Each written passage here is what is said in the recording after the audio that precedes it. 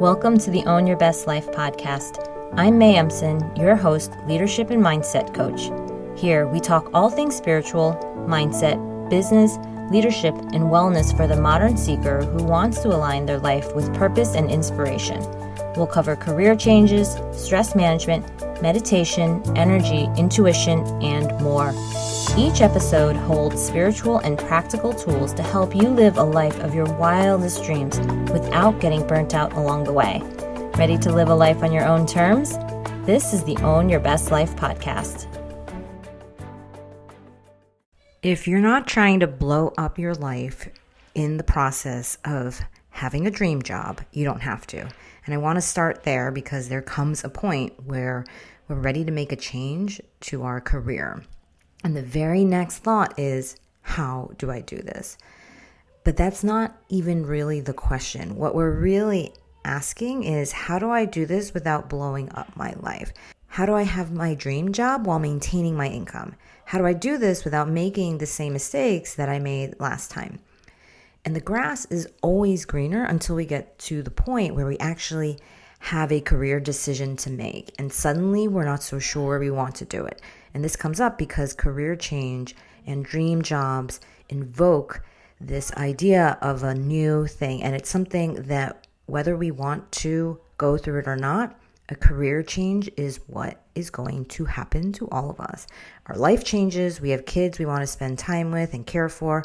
Our incomes need changing. We get laid off in a restructuring, or we leave because this place doesn't work for us anymore. And we spend so much of our life at work. So of course, we need to think about whether this change will affect the rest of our life. And if so, how? We also don't love change. So we struggle when we think about changing the status quo. And then we reach the point where the boredom or the frustration of not using more of our potential and our gifts get bigger than the pain of change. And that's when we move. The common belief is that career changes are these massive life-shattering moves, that we have to run away and become this digital nomad to be happy. But here we are with our real lives in front of us. We have mortgages, families, healthcare. We have peace of mind that we still want to have. And we start to see that what we're responsible for isn't the same as it is for someone whose income maybe is much lower and who also doesn't have that much to lose, which is why I'm such a proponent of taking smart, calculated risks. So our decisions are purposeful, intentional, but still bold. A dream job doesn't have to mean a brand new job. Sometimes it means redesigning the role you're already in so it finally uses what you're actually good at.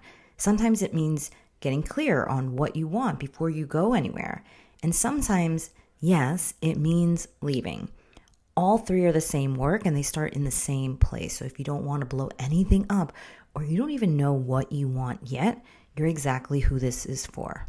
And you can make moves that give you a significant income, a new set of peers, a new network, and still be there for your family and friends. And here's how. Step 1, get clear on what you want or what you don't want. It's pretty easy to define what we're struggling with, even when we aren't sure what we want next. And people come to me all the time saying, May, I don't even know what my thing is. I just know it's not this, and here's all the reasons why. And that's enough to start. Once we're clear on what you're moving away from, we can get clear on what you're moving toward. What kind of income do you want? What's the working environment like? What would you actually be doing every day? If you can get specific, go there. And the second step is to ask yourself if you're willing to make the trade. We often ask for a job with a certain income or certain amount of flexibility, but we don't yet have the skills that would warrant that level of autonomy or that level of pay. So the real question is, are we willing to put in the unpaid effort and time to build the expertise, to build the credentials? Are we willing to invest in ourselves so we become the person who can hold that kind of job and that kind of life?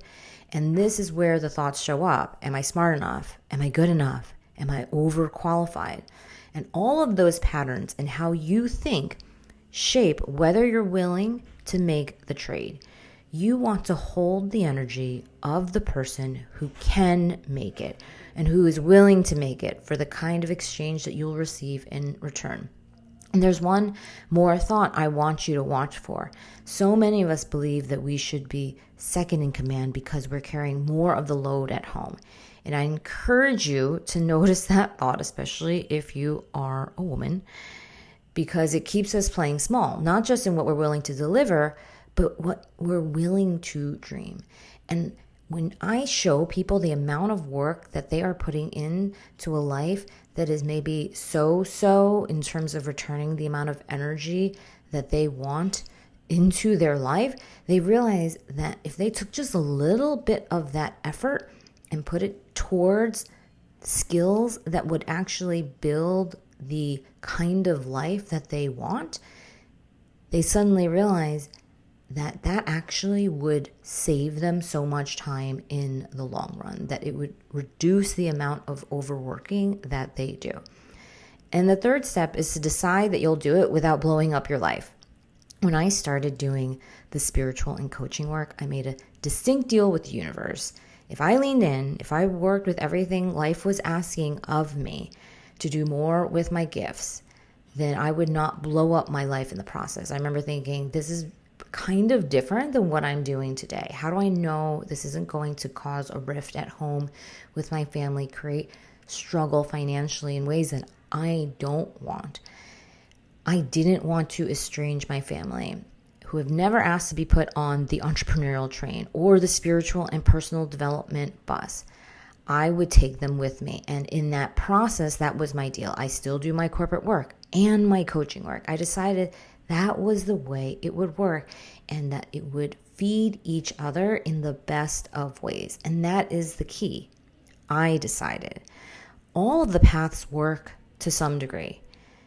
Burn the boats work because you feel so much pressure to change that you're willing to blow it all up and devote yourself to this one process. But if you're like me and you don't hate your life, you just want things to be better because you know it's possible and really, why not? Then you'll see what I saw, which is, wait, this can be done.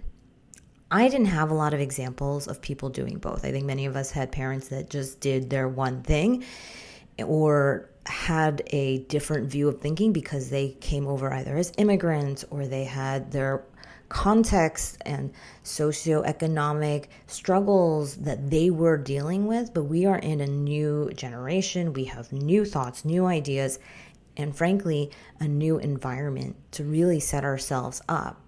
Thankfully, because of the work that our parents have put into their lives. And so I almost felt like, wait, if I don't do something that feels a little bit bold, what am I actually doing with my life? And in the beginning, it was a little begrudging to do both things because I drank the Kool-Aid that doing only one thing was better. I should only have one path. I should only have one thing that I'm interested in doing. I thought maybe blowing up your life was a badge of honor. If you weren't really committed, you wouldn't, and you didn't burn the boats, how could you really say this is the thing you really wanted? And when I actually thought about that, I kept struggling because internally, looking at my actual life, I didn't have to burn the boats. There was no reason to leave my corporate job and just do my entrepreneurial thing, and that's it. Look at your life too. You don't have to look at everyone else's. When I looked at the stories of people who succeeded by blowing up their lives, I didn't have the same context as they did. I didn't have the same situations as they did. And that kind of specificity, that kind of grounded dreaming was what I needed to make this work in my real life. I wanted to make money, but not at the expense of my family. I wanted to use my gifts to serve, but not overwork. I wanted to build a coaching business and keep delivering at a high level, if not even higher in my corporate work. So I asked myself this: who would I need to become to change my career, to have a dream job and multiple dream jobs without blowing up my life? And that answer to that question guided me. because it gave me a North Star of a person I would become that would be able to hold both. And if that's useful for you, I'd encourage you to look closely at your own life too. Is the career change that's next for you really going to cost you as much as you think? Or are you scared because it's simply unknown and therefore uncomfortable? I've navigated so many of these changes with my clients that now I see them as normal, as openings for their lives to get better, not through hope, but because we planned, evaluated, created those options by design, and worked with what life was really giving us, which sometimes is a lot of unexpected surprises. And when I do this work with women, it comes down to three things: knowing your superpower edge, which is the work that is unmistakably yours; protecting your energy, that's the second one, so you can act on what you know instead of running on empty; and third, owning your value so you're seen, you're chosen, and paid for that edge. And those three steps are how you change your career, you have your dream job, love your dream job without blowing up your life. And that's exactly what I'm teaching live on July 15th at my free training, the 3 steps to a dream job without sacrificing your health or relationships. If your next chapter has been sitting on the back burner, this is where you start it. You can learn more or start a conversation with me at www.mayempson.com/contact.